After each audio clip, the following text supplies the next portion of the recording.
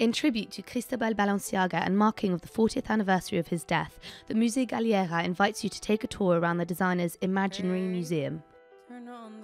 More than 70 costumes and items of clothing interact with about 40 haute couture dresses and coats, proof of the designer's passion for history and his mastery of skills.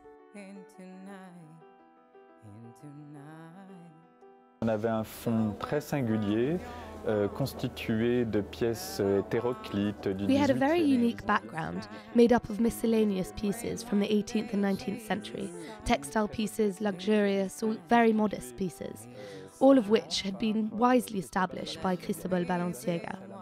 A few years after his death in '79, his family donated this set of inspiration documents to the Musée Galliera, and I discovered that it had never been shown in its entirety.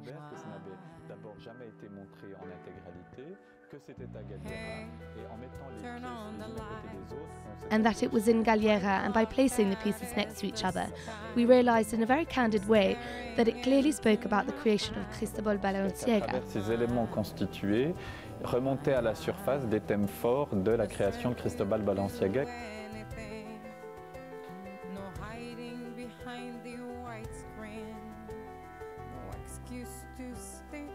Lorsqu'on a mis ces 80 pièces à côté, on a vu en effet que des Through these elements, when we laid out the 80 pieces next to each other, we saw that strong themes like the 19th century, the taste for costume history and folklore emerged for the most part, and in the time that we had, we tried to go and find in Cristóbal Balenciaga's haute couture collections pieces that, without admitting their inspirations, were like resonances or mirrors to this collection of documents.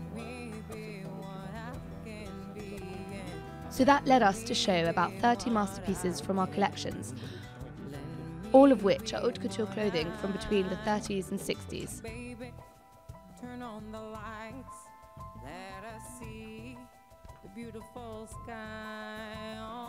In addition, like all great talents, he is someone who doesn't do literal replicas of his inspirations. But on the other hand, this is obvious, and I hope that the exhibition proves it. At least in my opinion it does. There is a clear mirror effect. For me, he is one of the designers who invented 20th century clothing and who profoundly lightened, softened, and I would say reviewed it, without impoverishing it.